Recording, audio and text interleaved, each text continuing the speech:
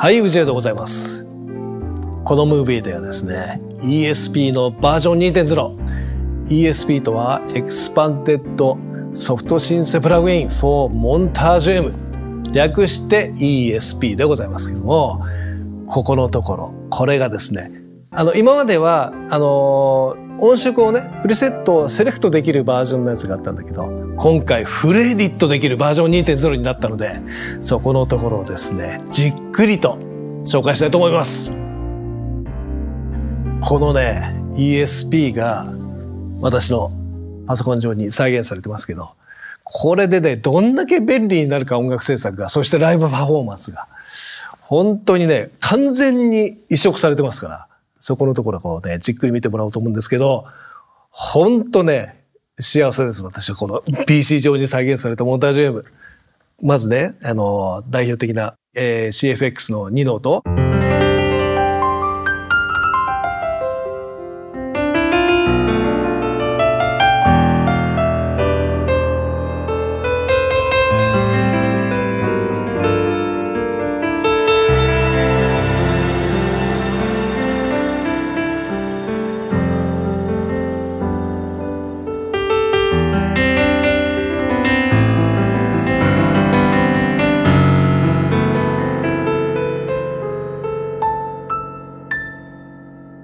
なんかね、このモンタージュ M を弾いて今鳴ってんのは ESP なんですよ。このね、違和感のなさこれがすごい。今鳴ってんのはモンタージュ、この M8X が鳴ってるのではなくて、この ESP が鳴ってますからね、バージョン 2.0 が。すごいでしょ。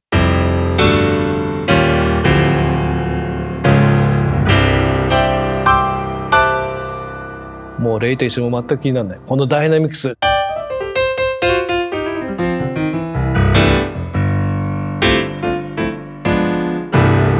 さて、画面を見てください。非常にもうよくできてますね、この画面。今出てるのはこの CFX2 ということで、出てますけども。で、今、コモンの画面か。で、全体的なところと、この下のところにスーパーノブの動き、このスーパーノブが連動してるのがわかりますよね。で、この一番下のところではいろんなコモンのいろんなエディットがここでできるようになってます。完全フルエディットですから。すごいですね、これね。で、この、パートのところをポンと押してやると、そのパートのエディットに行きます。すなわち、パートのエレメントがいくつで構成されてて、特にこの CFX2 の音色、これはね、エレメントの数多いですから。で、それぞれのエレメントに対してどういったことが起こってるかっていうのも全部パートエディットのフルエディットが完全にできてると。やっぱりね、非常にユーザーインターフェース的に大画面で全部のが見えるので、とてもいいですね、これはね。で、音色のセレクトは、ここのところを押してやると、ここのように、カテゴリーでいろんな音色を選ぶことができますね。うん、いいですね。で、下の方でも、モンタージュのバージョン 2.0 か、ね、いろんな音色かとか、選ぶことができますね。じゃあ、FM の場合、どんな感じの画面になってくるかっていうのをちょっと見てみましょうか。FM の場合、FMX で DXLP。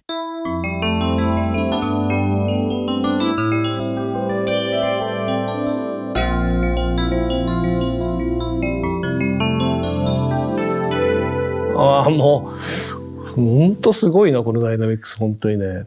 ソフトシステムですよ、これ。このようになってますけど、中身入ってみると、FM ですね。非常にわかりやすい。8つのオペレーターが、こうね、エディットがしっかりとできる状態になっているという。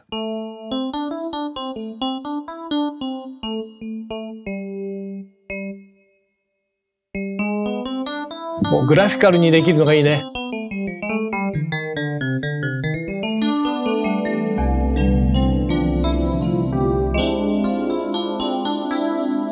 アルゴリズムをこうね。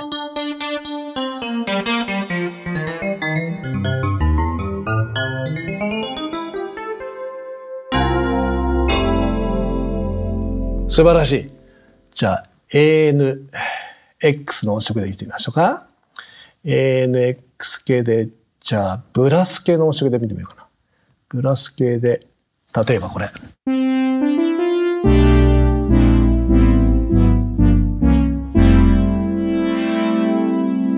しっかりポリフォニックアフタータッチ M8X の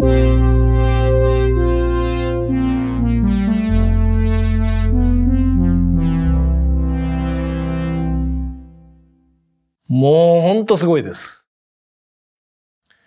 ESP のですね、最大のメリットは、これはソフトシンセなので、画面見てください。私今、4台の ESP を立ち上げてます。4つのトラックにそれぞれに ESP が、インストゥルメントトラックとしてソフトシンセとして立ち上がってるんですけど、モンタージュが4台いる状況ですね。これ買ってたら大変ですね、ハードウェアはね。ここが最大なメリットなんですよ、まずはね。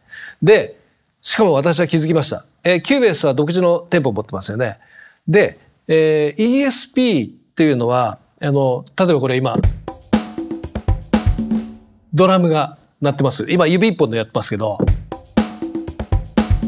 これね、ニューオークカスタムキットなんだけど、これモンタージュ M でもそうですけど、普通に選んだ状態だとドラムキットが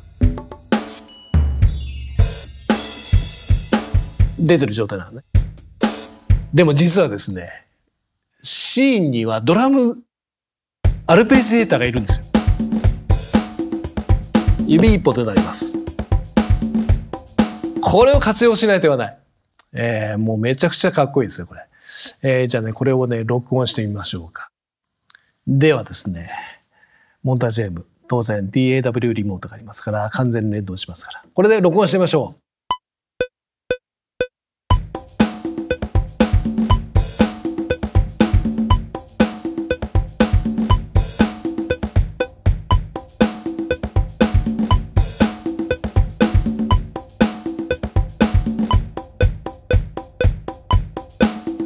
OK! このように簡単に録音できるんですよ。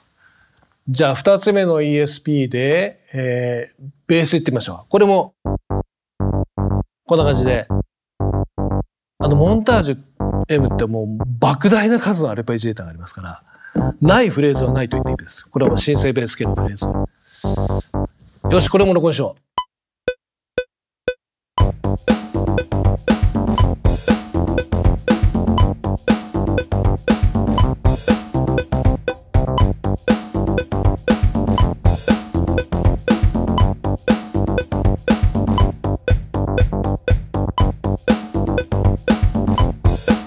入りましたね。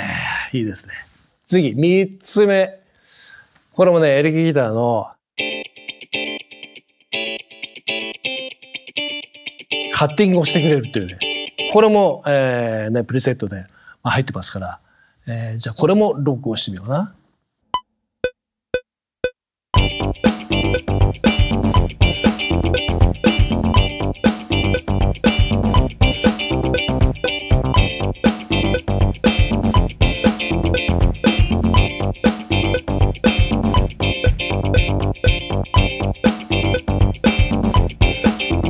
もう簡単に3パートのね、アンサンブルができちゃいました。これをバックにですね、もう4つ目のエレピで弾いちゃうという。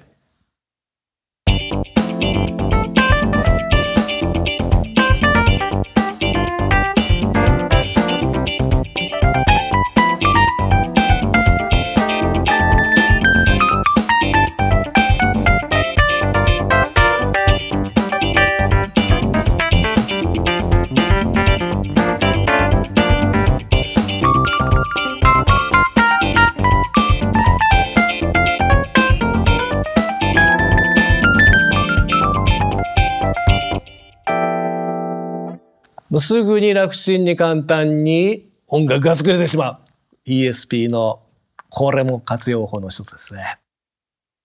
はい、このようにですね DAW と一緒に使うことでものすごい効果を発揮する ESP ですけども、音楽制作をしていく中で ESP フル活用して当然フルエディットできますから、例えばこうあ、この音いいんだけどちょっともうちょっとエディットしたいなと。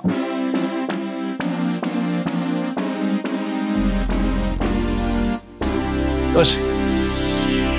この感じにしたとしますよね。当然これをやっぱ音楽制作の中でいろんな使うんだけど、当然この曲をライブでやることになったと。当然ね、モンタージュ M を持ってると。この音色使いたいじゃないですか、やっぱ本体で。という時にはですね、この音色をこちらに転送することができます、簡単に。ここの矢印の部分をこうやってみると、トランスミットトゥモンタージュ M8X、もう M8X、認識してますか。そうすると、ドン。こちらに今、転送しています。AN シンセブラス DA。ほら、来た。全くこの今、エディットした状態のものがこちらに来ます。